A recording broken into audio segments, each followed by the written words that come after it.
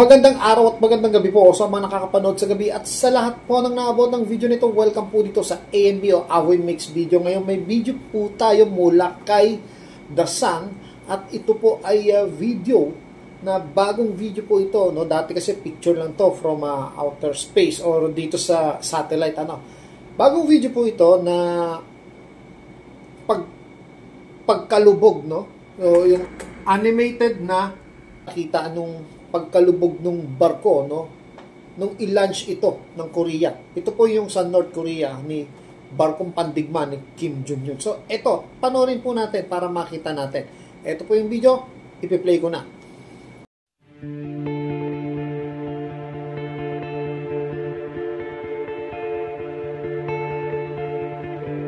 Kung napapansin nyo, yung unang video na paglapag ng barko, yun dapat yung mangyayari. Pero parang hindi ganun yung nangyari. So, ito po yung nangyari. Yon. Ulitin natin. Yan po. Ang dapat.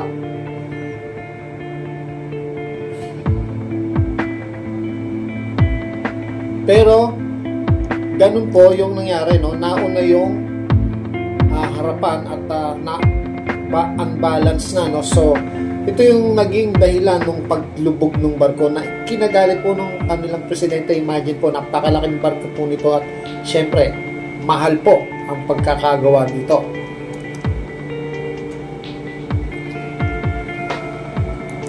Yan naman po yung satellite image na makikita doon sa paglubog ng barko at syempre sa isang bansa, pag nag-launch ka ng ganito ay mayabang ka, no? Yung parang proud ka, pero ganyan yung kinalabasan at hindi po ito na isikreto kaagad. Ito po ay parang kahihiyan, no? Sa isang bansa. Baka nga ito ay isang masamang senyales pa, no? Na talagang hindi sila mananalo sa anumang gera.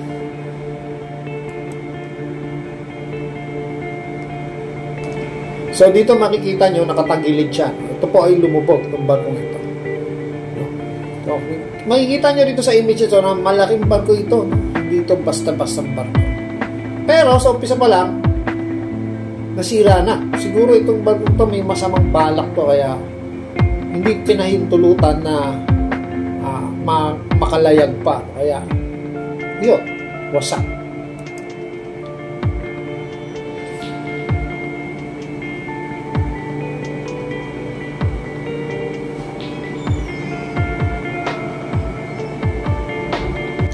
Laki ng barko, sayang, yan yung yung lumubog At siguro yun yung binisita niya nung time na kino-commission pa lang, no? At inihahanda.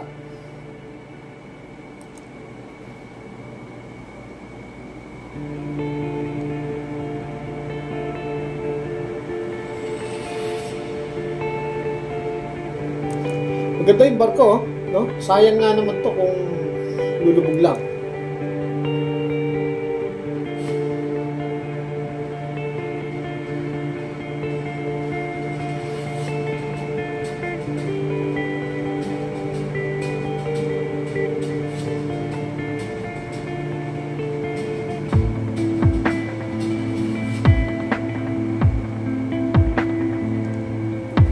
So yun po, no?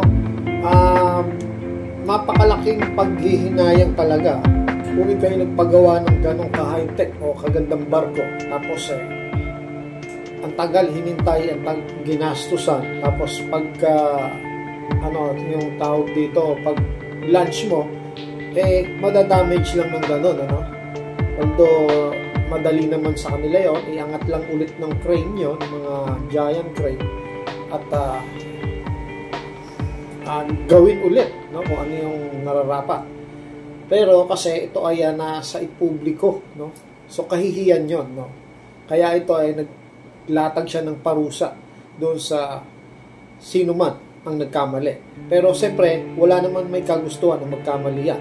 Siguro nga, maaaring senyalis ito na hindi na dapat pang gamitin yung barkong iyon dahil magdudulot lang yun ng hindi maganda. So hanggang dito na lang po, ito lang naman po ang aking comment. At kung may comment po kayo regarding dyan, ay pakilagay na lang po dyan sa comment box. Hanggang dito na lang ulit.